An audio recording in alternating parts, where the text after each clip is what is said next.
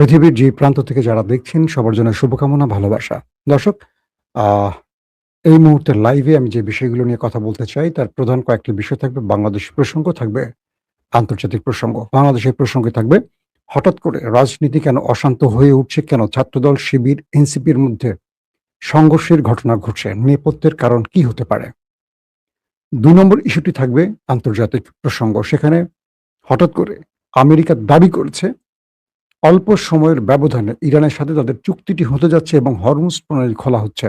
ঠিক সেই সময়টি ইরান সারপ্রাইজ আরেকটি অ্যাটাক করল ওমানগামী একটি জাহাজে। ইরান আমেরিকার মধ্যে দ্বন্দ্ব কোন দিকে আবার মোড় নিচ্ছে, এই প্রসঙ্গগুলো আজকের আলোচনায় রাখবো।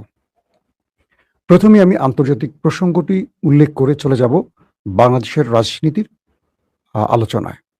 দর্শক, প্রথম যে খবরটি দিয়ে শুরু করতে চাই, মার্কিন অর্থমন্ত্রী বেসেট বলেছেন হরমুজ প্রণালী খুলে দেয়া চুক্তিটি আজ বা কালকের মধ্যেই হতে পারে। এই চুক্তির ফলে বাণিজ্যিক জাহাজগুলো মুক্ত চলাচল পাবে। আবার কাতারের পররাষ্ট্র মন্ত্রণালয় জানিয়েছে যুক্তরাষ্ট্র ইরান সংঘাতের সমাধান খুঁজে বের করতে কূটনৈতিক প্রচেষ্টা অব্যাহত রয়েছে এবং দেশ দুটির মধ্যে আলোচনা সহজতর করতে ও প্রস্তাব বিনিময়ের জন্য সকল মধ্যস্থতাকারী ঘনিষ্ঠভাবে কাজ করছেন।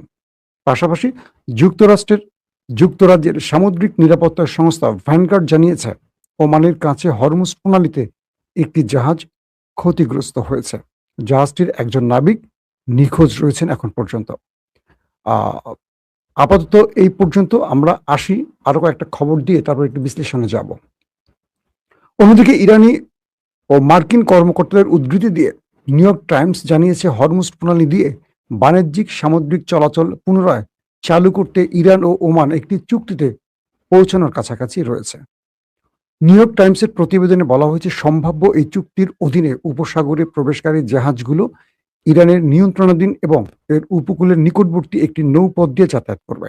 অন্যদিকে উপসাগর থেকে বের হওয়া জাহাজগুলো ওমানের নিকটবর্তী একটি চ্যানেল ব্যবহার করবে। ইরানি কর্মকর্তারা দ্য নিউ ইয়র্ক টাইমসকে জানিয়েছে যে কোনো টোল আরোপ করা হবে না, তবে চুক্তিতে পরিবেশগত প্রভাব, পণ্যবাহী জাহাজ ও ট্যাঙ্কারের নিরাপত্তা এবং কর্মী খরচের জন্য একটি পরিষেবা ফি অন্তর্ভুক্ত রয়েছে। তারা আরো বলেন যে এই রাজস্ব ইরান ও ওমানের মধ্যে সমানভাবে ভাগ করা হবে। একজন মার্কিন কর্মকর্তা বলেছেন যে ইরানের বিবরণ সঠিক নয় এবং প্রণালীর মধ্য দিয়ে কোনো অস্থায়ী নৌপথের জন্য ইরানের অনুমোদনের প্রয়োজন হবে না এবং এতে কোনো টোলও যুক্ত থাকবে না। বিষয়টা হয়তো আমি ধারাবাহিক পড়ে গেলাম, আপনারা কতটুকু বুঝতে পারছেন আশা করি আমি একটু বুঝিয়ে বললে বিষয়টা আপনাদের জন্য আরো সহজ হবে। খেলাটা কি হয়েছে, হঠাৎ করে ডোনাল্ড ট্রাম্প বললেন কি যে ইরানের সাথে তাদের আলোচনা হয়ে গেছে এবং ইরান ২-১ দিনের মধ্যে হরমুজ প্রণালী খুলে দেবে। ওকে, তো ইরান এই বিষয়টি আসলে আমেরিকার সাথে কোনো আলোচনা করেনি। এটি মধ্যস্থতাকারীরা হয়তো আমেরিকাকে আশ্বস্ত করেছে আর তাই ট্রাম্প এই বক্তব্যটি দিয়েছেন, অথবা ট্রাম্প নিজেই চালাকি করে এই বক্তব্যটি দিয়ে বিশ্বকে বিভ্রান্ত করছেন। ২ নম্বর, যখন আমেরিকা এই কথাটি বলছে ঠিক তখনই ইরান একটা সারপ্রাইজ অ্যাটাক করলো। কোথায়? ওমান সাগরের কাছাকাছি। অর্থাৎ ইরান আমেরিকাকে তার মুখে জবাব না দিয়ে একটা কাজে জবাব দিয়েছে। যখন মার্কিন অর্থমন্ত্রী, পররাষ্ট্রমন্ত্রী, মার্কিন প্রেসিডেন্ট ডোনাল্ড ট্রাম্প তারা বলছেন ইরানের সাথে আলোচনা চলছে এবং আমরা একটা চুক্তির খুব কাছাকাছি, তখন ইরান বলল না, আমাদের কোনো চুক্তি সম্পাদিত হয়নি। কারণ আমেরিকা বলছে ইরান হরমুজ প্রণালী দিয়ে কোনো টোল নেবে না, আর ইরান বলছে তারা টোল নেবে না কিন্তু পরিষেবা নেবে, মেইনটেনেন্স ফি নেবে। এখানে দুটোর মধ্যে দ্বন্দ্ব তৈরি হয়। তো যখন আমেরিকা ইরানের নামে এই মিথ্যাচারটা করে যে ইরান বলছে কোনো টোল নেবে না এবং কাল পরশু তারা হরমুজ খুলে দেবে, তখন ইরান কি করলো? ওমান সাগরে যাওয়ার পথে একটি জাহাজে অ্যাটাক করে বসলো এবং সেই জাহাজটিকে মোটামুটি অর্ধেক প্রায় ডুবন্ত অবস্থায় চলে গেছে এবং একজন নাবিক হয় মারা গেছেন অথবা নিখোঁজ আছেন। তো ইরান এই জবাবটি আক্রমণের মধ্য দিয়ে দিলেন কেন? এ কারণে দিলেন ট্রাম্পের যে মিথ্যাচার, এই জবাবটি ইরান আক্রমণ দিয়ে বোঝালো যে না, আমরা ট্রাম্পের সাথে কোনো আপোষ রফা করছি না। আমরা যে দাবিগুলো করেছি সেই দাবি যদি আমেরিকা মানে, হরমুজ দিয়ে জাহাজ চলাচল করবে। যদি না মানে, তাহলে আমাদের আক্রমণ অব্যাহত থাকবে। ইতিমধ্যে ইরানি কয়েকটা গণমাধ্যম বলছে তারা সেখানে নতুন করে মিসাইল ড্রোন রেডি করেছে আরেকটা অ্যাটাকের জন্য। তার মানে আমেরিকা যদি ইরানের সম্পূর্ণ শর্ত না মানে, ইরান এখানে আবারও যুদ্ধে ফিরে যাবে। একটা ব্যাপার গেল। আসলে চলছে কি পর্দার অন্তরালে আলোচনা, সেটা একটু আমরা আলোচনায় আনি আগে। বিষয়টা হলো যে আমেরিকা যে দাবিটা করছে তার সঙ্গে ওমান এবং ইরানের মধ্যে একটি আলোচনা হয়েছে। আপনারা জানেন যে ইরানের পররাষ্ট্রমন্ত্রী ওমানের পররাষ্ট্রমন্ত্রীর মধ্যে গত কয়েকদিন ধরে আলোচনাগুলো হচ্ছে। আলোচনাটা হয়েছে যখন জাহাজগুলো ইনপুটে আসবে, তখন এখানে পুরো দায়িত্ব ভারটা থাকবে ইরানের ঘাড়ে। ইরান এই জাহাজগুলোর নিরাপত্তা দেবে, সকল পরিষেবা ইরান দেবে। আর জাহাজগুলো যখন এখান থেকে বাইর হবে, হরমুজ এই প্রণালী দিয়ে যখন জাহাজগুলো বের হবে, তখন এটাকে দায়িত্ব নিয়ে পালন করবে ওমান। অর্থাৎ দুটো দেশ, ঢোকার ক্ষেত্রে একটি দেশ ইরান, বের হওয়ার ক্ষেত্রে আউটপুটের ক্ষেত্রে ওমান। এবং যখন যাবে, জাহাজগুলো ঢুকবে, তখন এখান থেকে সকল পরিষেবা, নিরাপত্তা, মেনটেনেন্স ইরান করবে এবং অর্থটা ইরান পাবে। যখন জাহাজগুলো বের হয়ে আসবে, তখন এটাকে নিরাপত্তা, পরিষেবা, এভরিথিং, এটার যে অর্থটা আসবে, মেনটেনেন্স ফিটা আসবে, সেটা ওমান নেবে। এইভাবে চুক্তিটি হলো। ইরান বলছে, আমেরিকা বলছে না, যদি ইরানের সাথে আমাদের কথা হয়েছে, ইরান কোনো টাকা নেবে না। আর যদি ইরান টাকা নেয়, তাহলে আমরাও নেব। মানে ট্রাম্প এটা আবার যুক্ত করছে, যদি ইরান হরমুজ প্রণালী থেকে কোনো অর্থ নেয়, সেক্ষেত্রে আমরাও টাকা নেব। তো আমেরিকাকে ইরান বলছে যে হরমুজ হলো আমাদের সীমা, হরমুজ হলো আমাদের জলসীমা। তুমি এখানে কে টাকা নেবার বা টাকা দেবার বা তুমি এই সিদ্ধান্ত নেয়ার? একদিকে ওমান নেবে, একদিকে ইরান নেবে। তোমার এখানে এই বক্তব্য দেওয়ার যৌক্তিকতা কি বা তোমার ক্ষমতা কি বা অধিকার কি? ট্রাম্প আবারও নতুন করে গো ধরছে যে না, যদি ইরান নেয় আমি নেব, যদি ইরান না নেয় তাহলে আমি নেব না। এটা হলো ট্রাম্পের নতুন এক চালাকি। ইরান বলছে আসো, তোমাকে টাকা দেব। তোমাকে টাকা নেওয়ার জন্য আমি মিসাইল আর ড্রোনগুলো সেখানে আবার রেডি করে রেখে দিয়েছি। এই হলো আজকের লেটেস্ট আপডেট। তো এখন তাদের পক্ষ থেকে, ইরানের হুতিদের পক্ষ থেকে আবার একটি স্টেটমেন্ট আসছে। হুতিরা আবারও মার্কিন যুক্তরাষ্ট্রের নাজারা শহর একটা জায়গার নামে, দুঃখিত, সৌদি আরবের আরেকটি শহরে আবার আজকে অ্যাটাক করেছে। অর্থাৎ হুতিরা সৌদি আরবকে এবার আরেকটি মেসেজ দিল। আর হুতিরা বলছে যে মূলত তাদের একটি জায়গায় অবৈধ প্রবেশ করেছে সৌদি আরব, আর তাই তারা সেই অবৈধ প্রবেশের প্রতিশোধ বা মানে কি বলবো, আঘাত হিসেবে এই শহরটিতে আবার তারা আক্রমণ করেছে। তার মানে হুতি সৌদি আরবের এখনো পরিবেশ শান্ত হয়নি। দর্শক, চলে যায় বাংলাদেশ প্রসঙ্গে। আপনাদের বাংলাদেশের খবরের জন্য যারা ওয়েট করছেন, বাংলাদেশের গুরুত্বপূর্ণ ইভেন্ট আসলে সাধারণত আমি বাংলাদেশের আলোচনাগুলো আনার চেষ্টা করি। বাংলাদেশের মারামারি কাটাকাটির খবরগুলো আসলে আমার ভালো লাগে না। গত 15-16 বছর তো অনেক শুনেছেন। মানুষ আসলে একটু শান্তি চায়। হাসিনাকে সরানো হয়েছিল কেন জানেন? বাংলাদেশের কোনো রাজনৈতিক দল না, সব শ্রেণীর মানুষ সম্মিলিতভাবে হাসিনাকে সরিয়েছে। এটা আপনারা সবাই জানেন। এটা ৭১-এর বানানো গল্প না, বা ৫২-এর গল্প না, বা ৪৭-এর গল্প না। এটা ২০২৪ গল্প। এটা বাংলাদেশের মোটামুটি যাদের একটু জ্ঞান বুদ্ধি আছে, ইভেন আমার ছোট বাচ্চা, সেও জানে আসলে কি ঘটেছে। নতুন করে ইতিহাস লেখার কোনো সুযোগ নেই। ৭১-এর বানানো গল্প না এটা। ৭১-এ অনেক গল্প বানিয়েছে বাংলাদেশের মানুষ। কি সত্য কি মিথ্যা আমরা যারা জন্ম নেইনি তারা জানিনি। কয়েকদিন ধরে প্রথমে হবিগঞ্জ, সিলেট স্বপ্রণোদিত হয়ে সরকারি দলীয়রা এনসিপির উপর হামলা করলো।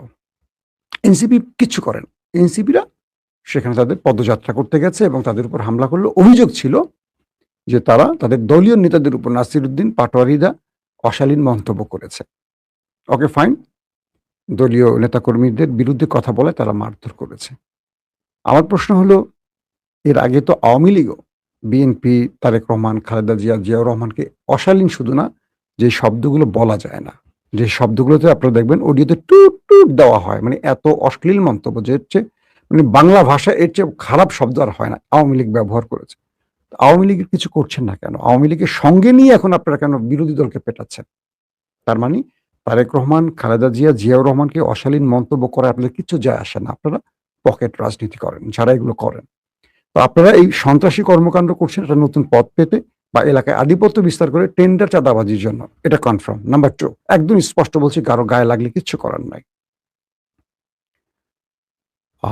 দ্বিতীয় যে বিষয়টি হলো রোকেয়া বিশ্ববিদ্যালয় এবং জগন্নাথ বিশ্ববিদ্যালয়, এই দুটো জায়গায় আজকে আমি একটা রিপোর্ট পড়ছি আপনাদের গণমাধ্যম থেকে। জগন্নাথ বিশ্ববিদ্যালয়, বেগম রোকেয়া বিশ্ববিদ্যালয় ও ঢাকা কলেজ ও ঢাকা আলিয়া মাদ্রাসা ছাত্রদল ও শিবিরের মধ্যে ব্যাপক সংঘর্ষের ঘটনা ঘটেছে। এতে উভয় পক্ষের 1.5 শতাধিক নেতাকর্মী আহত হয়েছে।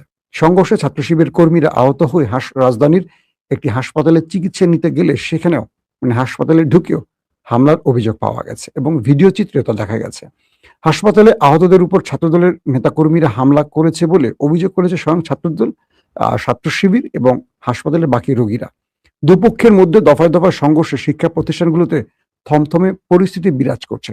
আতঙ্কে পথচারীরা ছোটাছুটি শুরু করছে। অনেককে পথচারী বা রোগীকে ছাত্র শিবির অভিযোগ তুলে আবার পেটানো হয়েছে, যারা হাতে ডাক্তারের কাগজপত্র টেস্ট দেখানোর পর রেহাই পায়নি, যাদেরকে মেরে শিবির, বিশ্বজিতের মতো আর কি, শিবির বলে পেটানো হয়েছে। সংঘর্ষের সময় দুই পক্ষের হাতে লাঠিসোঁটা দেখা গেছে। একে অপরের প্রতি ইট পাটকেল নিক্ষেপ করেছে, দেশীয় অস্ত্র ব্যবহার করেছে।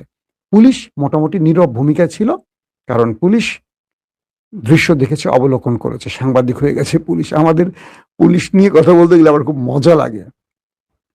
যেই দল ক্ষমতায় পুলিশ তার, সেখানে একা আওয়ামী লীগের সময় পুলিশকে মাইরা গাছে ঝোলানোর সময় দৃশ্যগুলি ওরা শেখে নাই, শিখবে না। সবাই চাকরির পদবীর পোস্টিং এর মায়া থাকে, তো রাষ্ট্রকে না, সবাই নিজেকে ভালোবাসে। তো এটা গেল দুই পক্ষের এই টোটাল বিবরণটা। বলা হচ্ছে যে যারা ওখানে ছিলেন তারা প্রত্যক্ষদর্শীরা বলছে সকাল 11টার দিকে জগন্নাথ বিশ্ববিদ্যালয়ের কেন্দ্রীয় মিলনায়তনে একটি অনুষ্ঠানের আয়োজন করা হয়। সেই অনুষ্ঠানে উপস্থিত ছিলেন বিশ্ববিদ্যালয় মঞ্জুরি কমিশনের ইউজিসি চেয়ারম্যান ও ভিসি সহ বিভিন্ন বিভাগের শিক্ষকরা। এ সময় জগসু জগন্নাথ বিশ্ববিদ্যালয় কেন্দ্রীয় ছাত্র সংসদ নেতৃবৃন্দ কিছু প্ল্যাকার্ড নিয়ে মিলনায়তনে প্রবেশ করার চেষ্টা করেন। তাদের প্ল্যাকার্ডে বিশ্ববিদ্যালয়ের দ্বিতীয় ক্যাম্পাসের কাজ ও অস্থায়ী হল নির্মাণ, মেডিকেল সেন্টারের পর্যাপ্ত ল্যাব সুবিধা, টেকনিশিয়ান এবং চিকিৎসক নিয়োগ সংক্রান্ত দাবি দেওয়ার উল্লেখ ছিল। জগন্নাথ বিশ্ববিদ্যালয়ের ছাত্র সংসদ তারা কিছু প্ল্যাকার্ড নিয়ে আসে, দাবির প্ল্যাকার্ড। সেখানে কি থাকে যে দ্রুত একটা হল নির্মাণ, মেডিকেল সেন্টার, পর্যাপ্ত ল্যাব সুবিধা, টেকনিশিয়ান থাকবে, চিকিৎসক থাকবে, অর্থাৎ ছাত্রদের যে অধিকারগুলো সেই বিষয়গুলো দাবি তোলে। ছাত্রদলের আবার এই দাবিগুলো ভালো লাগে নাই। তাদের কথা রামদা থাকবে, হকিস্টি থাকবে, পিস্তল থাকবে, মদ গাঁজা থাকবে, এই দাবি তোলে নাই কেন? বিষয়টা এরকম হয়ে গেল নাকি? আমি একটু হাস্যরসের জন্য বললাম কথাটা। ছাত্রদের অধিকার নিয়ে যখন তারা দাঁড়িয়েছে, একটা মজা লাগে। ছাত্রদলের জগন্নাথ বিশ্ববিদ্যালয়ের যিনি এখন সভাপতি, তার মনে হয় মেয়েটে বিয়ে হয়েছে কিনা একটা খোঁজ নিতে হবে। তার বয়স বা কোন সেশনে ভর্তি হয়েছে, এখনো ছাত্র কিনা আমি জানি না। আমি দেখলাম আজ থেকে 5 বছর আগে ছাত্রলীগ জগন্নাথ বিশ্ববিদ্যালয় ছাত্রদলের যিনি এখন সভাপতি, আজকে যিনি ফাইটিং করেছেন, আমাদের সুপারম্যান, তাকে পিটিয়ে শোয়ায় রাখছিল রাস্তার মধ্যে। আমার কাছে সেই ছবিটা এখনো আছে। তো আমাকে ফোন দিয়ে বলছিলেন তারই একজন খুব বিশ্বস্ত ভাই, একটা ছবি দিয়ে, ভাই একটু ফেসবুকে দিন, আমাদের ভাই মাইর খেয়েছে আজকে ছাত্রলীগের হাতে, 2 হাতে ব্যান্ডেজ। ছবিটা এখন আমার কাছে আছে, যদি দেখতে চান আমি আপনাদের হয়তো দেখাতেও পারবো। তো মজাটা হলো যে ছাত্রলীগ এদেরকে পিটাইয়া রাস্তায় শোয়ায় রাখছিল। তো তিনি হঠাৎ করে সুপারম্যান হয়ে গেলেন, হয়ে কেন জগন্নাথ বিশ্ববিদ্যালয়ের ছাত্র সংসদ হলের দাবি করতে আসবে, মেডিকেলের দাবি করতে আসবে, ছাত্রদের জন্য ল্যাবের দাবি করতে আসলো, এই জন্য পিটিয়ে দিয়েছেন।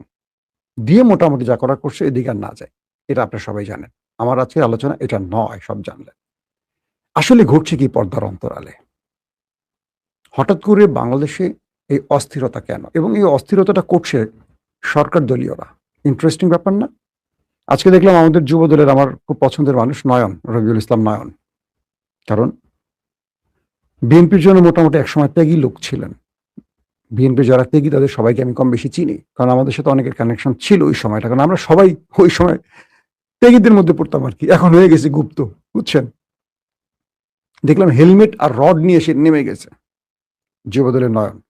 নয়ন সম্পর্কে আমার একটা ধারণা তৈরি হয়েছে হাসিনা পালাবার পর, ইন্টারিম আসার পর, যখন টেলিভিশন দখল নিয়ে এসে ব্যস্ত ছিল। এই ছেলেটা কেন জানি সবসময় লাইমলাইটে আর আলোচনায় থাকতে চায়, কারণ সে মনে করে এভাবে রাজনৈতিকভাবে তার একটা জায়গা তৈরি হবে। তারেক রহমানের চোখে পড়বে। তারেক রহমানের গাড়ি গেলে দেখবেন দৌড়াচ্ছে। তার স্লোগানগুলো শুনবেন। কেন যেন সবসময় সে চায় আলোচনায় থাকতে এবং মনে করে যে আলোচনার মাধ্যমে তিনি একটা গুরুত্বপূর্ণ পদ পাবেন। পেয়েছেন। যুবদলের সাধারণ সম্পাদক হয়েছেন এবং তিনি এবার এমপি ইলেকশন করতে চেয়েছেন। আগামীতে হয়তো এমপি ইলেকশন করবেন, এমপি হবেন, মন্ত্রী হবেন, সবই হবেন তিনি। বিষয়টা হলো রাজনীতিটাকে সুন্দর করার জন্য মানে আমি খুব আফসোসের সাথে বলি ২০০০ ছেলে যখন জীবন দিল, ৩০-৪০ হাজার যখন অন্ধ পঙ্গুত্ব বরণ করলো, আহত হলো, গুলিবিদ্ধ হলো। আমার ড্রাইভার যে আমার পার্সোনাল গাড়ি চালায়, সে তার শরীরে ৭৫টি রাবার বুলেটের গুলি আছে সারা ঘাড়ে এগুলো। সে এখন হঠাৎ করে অসুস্থ হয়ে পড়ছে। বলছে, "স্যার আমি আর ড্রাইভ করতে পারছি না।" মানে এগুলো পেইন করে। ঘাড়ের রগে-টগে চলে গেছে তো এগুলো খুব সেনসিটিভ জোনে আছে। তাকে প্রতি সপ্তাহে ঢাকায় চিকিৎসা করতে হয়। তো সেই ঘটনাগুলো দেখে আর আমাকে বলে, "স্যার এই রক্ত দিলাম কেন? জীবনটা দিতে গেলাম কেন? কাদের জন্য?" ২০০০ ছেলে যারা জুলাইতে জীবন দিল তাদের পরিবারকে আসলে আমরা কি দিতে পেরেছি? যারা পা হারিয়েছে, হাত হারিয়েছে, চোখ হারিয়ে অন্ধ, তাদেরকে আসলে আমরা কি দিতে পেরেছি? বিএনপি আর জামাত যখন ১৫-১৬ বছর হাসিনাকে আন্দোলন করে সরাতে পারেনি, তখন অনেকেই টেলিভিশনে বলতো যে আমরা কাদের জন্য লড়াই করব? বিএনপি জামাতের জন্য? এরা ক্ষমতায় আসলে যেগুলো সেই কদুই তো হবে। তখন বিএনপি বলতো, তারেক রহমান লন্ডন থেকে তার দুর্দান্ত অসাধারণ বক্তব্যগুলো দিয়ে জাতিকে বোঝাতেন আগামীর বাংলাদেশ হবে নতুন বাংলাদেশ এবং তার স্লোগান সবার আগে বাংলাদেশ। আমরা আশ্বস্ত, আমরা বিশ্বাস করি সেটি হয়তো তারেক রহমান করতে পারবেন। কিন্তু তিনি যে পারবেন গত ৫-৬ মাসে আমাদের কিছু ঝলক দেখানো উচিত ছিল। ৳২৫০০ ফ্যামিলি কার্ডে টাকা দেবেন। সবাইকে না, গরিব দরিদ্রদের। ৳২৫০০ দেয়ার বিনিময়ে যদি ৳৪,০০০ বিদ্যুৎ বিল নিয়ে গেলেন, লাভটা হলো কোথায়? মানে বিদ্যুৎ বিল দিয়ে কি ফ্যামিলি কার্ড দিবে? প্রশ্নগুলি আসতে পারে না? ভৌতিক বিলের অভিযোগ উঠছে। সরকার এটা খতিয়ে দেখবে না দেখবে না? এই টাকাগুলো কোথায় গেছে? কার পকেটে গেছে? এর তদন্ত হওয়া উচিত। যেহেতু অভিযোগ আসছে, অবশ্যই রাষ্ট্রের অভিযোগগুলো শোনা উচিত। মানুষের এই অভিযোগগুলো শোনা উচিত। কেন যেন মনে হয় যে কোনো দল ক্ষমতায় গেলে হাসিনা হয়ে যায়। জনগণকে আর তোয়াক্কা করে না, শুনতে চায় না। আপনারা দেখবেন নির্বাচনের আগে বিএনপির যুবদল, ছাত্রদল, বিএনপির যেকোনো নেতারা কোনো অপকর্ম করলে সঙ্গে, সঙ্গে বহিষ্কার হয়ে যেত। মনে আছে? গত কয়েকদিনে দেশে যা কিছু ঘটেছে চোখ তুলে ফেলছে রড দিয়ে। একটা ছেলে গ্রেফতার হয়েছে, একটা ছেলে বহিষ্কার হয়েছে, হয় নাই। নির্বাচনের আগে হলো, এখন কেন হচ্ছে না? তার মানে এটা কি দেখানোর জন্য হয়েছিল? এখন পর্যন্ত দেশে যা কিছু হয়েছে বিএনপি কি লাভবান হয়েছে না ক্ষতিগ্রস্ত হয়েছে? আমার মনে হয় পুরোটাই বিএনপি ক্ষতিগ্রস্ত হয়েছে। কেন যেন আমার ধারণা বিএনপিকে ভেতর থেকে আরেকটি বড় ষড়যন্ত্রকারী গ্রুপ ধ্বংস করতে চায়। তারেক রহমানকে ব্যর্থ করতে চায়। জিয়া পরিবার ব্যর্থ হবে এটা আমি বিশ্বাস করি না। এটা বিশ্বাস করলে জীবনে জিয়া পরিবারের পক্ষে দাঁড়াতাম না। লড়াই করতাম না, জীবন দেয়ার সাহস করতাম না। একটা আস্থা ভালোবাসার জায়গা আছে আমার বুকের মধ্যে এখনো। যতক্ষণ তারেক রহমান জীবিত আছেন আমি আশা রাখতে চাই। কিন্তু প্রশ্নগুলো করতে চাই। সাংবাদিক তো আমাদের প্রশ্ন করার অধিকার আছে। আমরা অ্যাক্টিভিস্ট না, দলীয় কর্মী নই। মনে রাখবেন। কেন প্রশ্নগুলো করব? যেন বিএনপির পথ স্মুথ হয়, পরিচ্ছন্ন হয়, কাঁটামুক্ত হয়। আমরা যদি না বলি এই কথাগুলো বিএনপি জানবে কার কাছ থেকে? কারণ বাংলাদেশের প্রত্যেকটা টেলিভিশনের চরিত্র হলো ফ্যাসিস্ট চরিত্র। কিরকম? আওয়ামী লীগ যখন ছিল প্রত্যেকটা গণমাধ্যম আওয়ামী লীগের চামচামি করছে। আমাদের সাংবাদিকদের প্রধান দায়িত্বটা কি জানেন? যেই দল আসবে তার চামচামি করে নিজের পদ, চাকরি আর মাল কামানোর রাস্তাটাকে প্রসারিত রাখা, উন্মুক্ত রাখা। সাংবাদিকদের চরিত্রটা হয়ে গেছে এরকম। ১০০% সাংবাদিকের মধ্যে ৯০% এখন করাপ্টেড সাংবাদিক। করাপশন করে সবাই। এর প্রত্যেকের মধ্যেই আপনারা দেখবেন এই জিনিসগুলো আছে। এক, সাংবাদিক টেলিভিশন আজকে দেখেন সারা দেশে যা কিছু ঘটেছে ছাত্রদের সাথে মানে ছাত্রদল, ছাত্র শিবিরের মধ্যে যে কোনো ঘটনাই ঘটেছে, দেখবেন প্রত্যেকটা গণমাধ্যমের হেডলাইন কোন দিকে সংবাদটা করছে, কার পক্ষে গেছে। হাসিনাকে যারা ফ্যাসিস্ট বানিয়েছিলেন তারা হলেন এই গণমাধ্যম। এই গণমাধ্যম এখন বিএনপিকে ফ্যাসিস্ট বানাতে চায়। এই গণমাধ্যমগুলোর দায়িত্বটা কি? সঠিক দৃশ্য দেখানো। একটাও দেখায় না। কারণ কি? প্রত্যেকটা টেলিভিশনের মালিক হলো কালো টাকার মালিক। এদের অবৈধ টাকা দিয়ে এরা এই টেলিভিশনগুলো বানায় নিজের ক্ষমতা বাঁচিয়ে রাখার জন্য। একদম মানেন আর না মানেন, প্রত্যেকটা টেলিভিশনের মালিক কালো টাকার মালিক। প্রত্যেকটা, আমি একটা বাদের কথা বলছি না, প্রত্যেকটা মিডিয়ার মালিক কালো টাকার মালিক। তো এরা কি করে? অবৈধ সুবিধার জন্য সবসময় অবৈধ পথগুলো বেছে নেয়। ইমরান খান বাংলাদেশ মানে পাকিস্তানের স্মরণীয় কালের একমাত্র সৎ নেতা হিসাবে আবির্ভাব হয়েছিলেন। ইমরানকে নামিয়েছিল দুটো পরিবারতন্ত্র, একটা হলো মুসলিম লীগ, একটা হলো পিপলস পার্টি। এবং পুরো সিস্টেম ইমরান খানের বিরুদ্ধে দাঁড়াইছে। কারণ কি? আমলারা, পুলিশ, র্যাব তো না, এফসি, রেঞ্জার্স, সেনাবাহিনী কেন ইমরান খানের বিরুদ্ধে দাঁড়াইছে? যে ইমরান খান থাকলে তারা এই মাল কামাইতে পারবে না।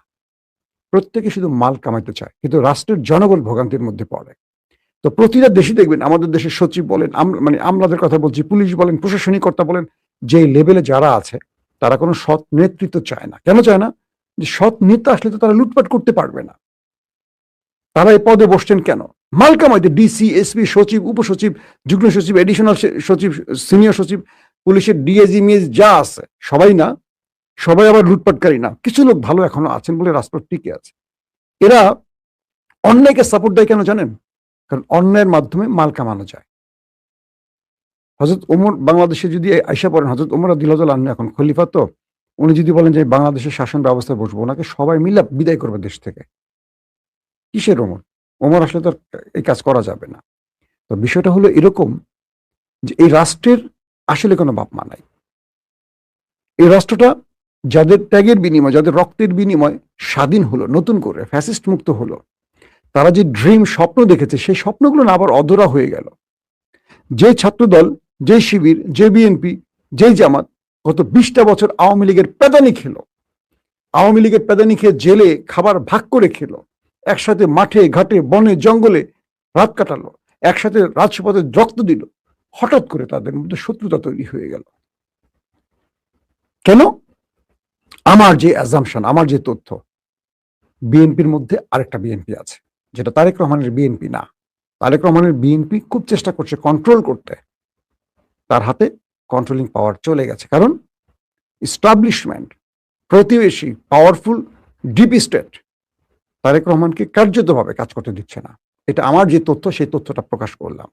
আমার কাছে কোনো প্রমাণ চাইবেন না, এগুলো হলো বিভিন্ন সূত্রের খবর। আমরা যাদের সাথে হাই হ্যালো করি, এরা কখনো প্রমাণ দিয়ে কথা বলে না, এদের কিছু টাচ দেয় আমাদের কথা বলার জন্য।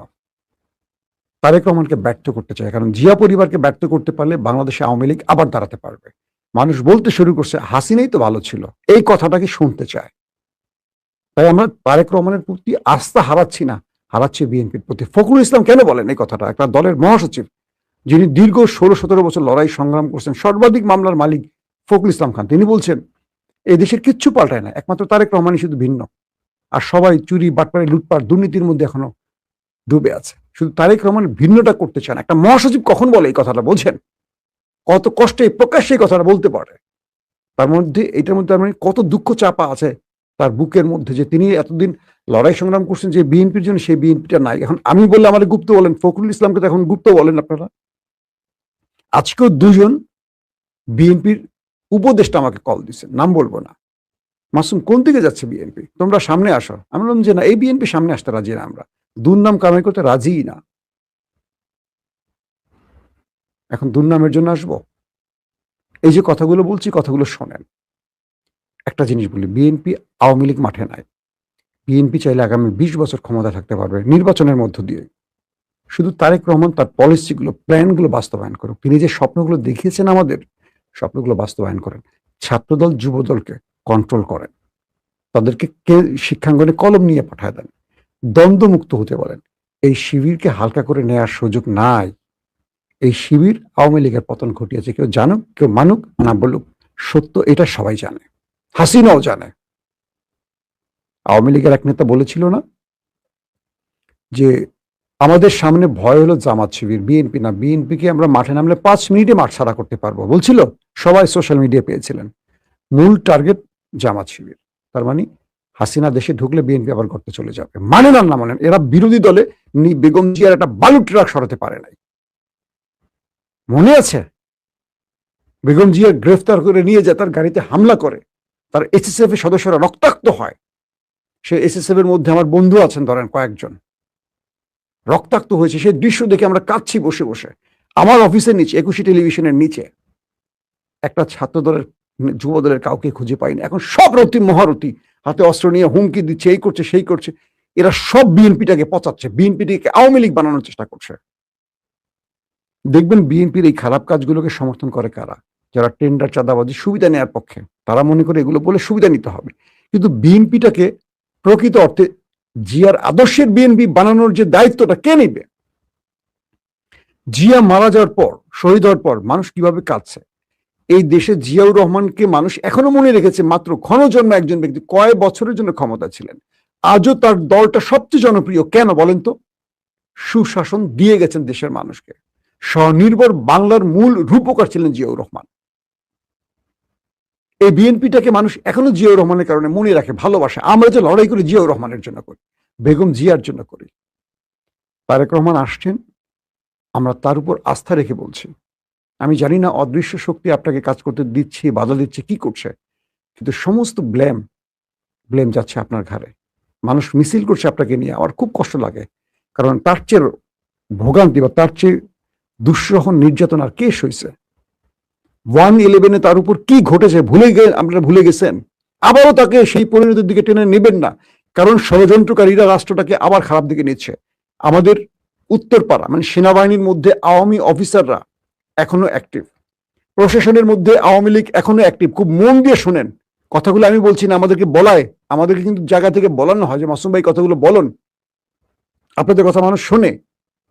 আমরা বসে বসে বানিয়ে কথা বলি না ভাই। সেনাবাহিনীর সবাই না, একটা বাহিনী, সেনাবাহিনীর মধ্যে একটা গ্রুপ যারা আওয়ামী লীগের অফিসার, সেটা ডিজিএফআই বলে বা মূল সেনাবাহিনীর কোনো কোনো জায়গায়, তারপর পুলিশের মধ্যে আছে, প্রশাসনে আমলাদের মধ্যে আছে, গুরুত্বপূর্ণ জায়গায় আওয়ামী লীগের লোকগুলো বসে আছে। তারা কিন্তু খেলছে দিল্লির প্রেসক্রিপশনে, হাসিনার প্রেসক্রিপশনে দেশের মধ্যে এই কাজগুলো করছে।